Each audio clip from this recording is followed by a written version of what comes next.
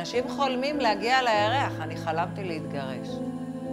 היינו עסוקים בהישרדות, שתי מתאגרפים בזירה.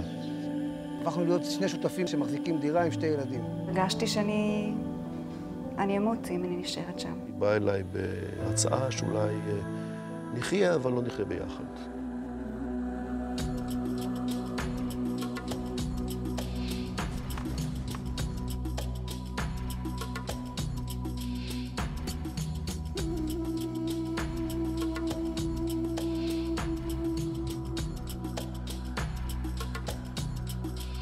יש כאן ארץ בראשית, יש כאן התחלה חדשה.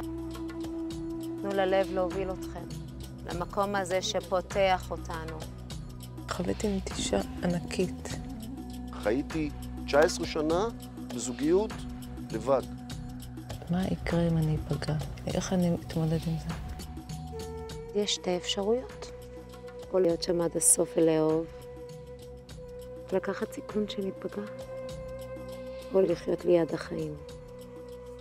כישלון, אליך, אני לא חוזר!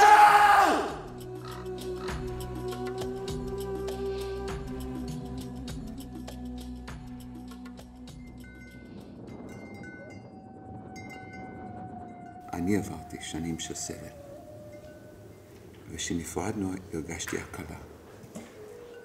ולמה לא אמרת לי כלום? פשוט הלכת ובגדת. למה? אני באתי אלייך ואמרתי לך סליחה. לא עושה לי את הסליחה שלך. אני רוצה לתת סתירה, פעם ראשונה בחיים. נראה לי שאני מבקשת ממך פשוט לצאת מהחיים שלי.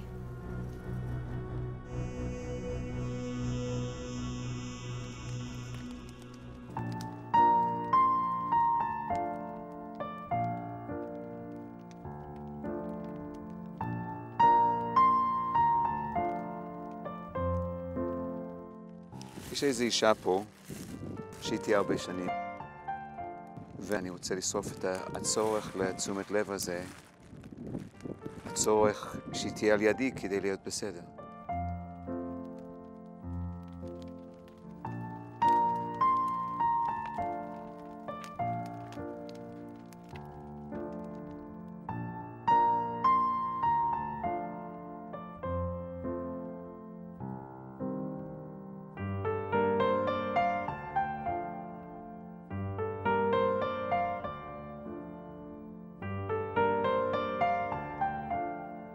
זה מה שעושה המדבר, מחזיר לך אותך כמו שאתה.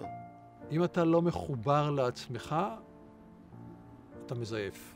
בלי טלוויזיה, בלי רדיו, בלי אינטרנט, והראש לגמרי עובד אחר. באופן כנה ביותר, המסע הזה שינה את החיים שלי. כמו איזה סיפור אגדה כזה שנכנסנו אליו ויצאנו עם הרבה מתנות הביתה.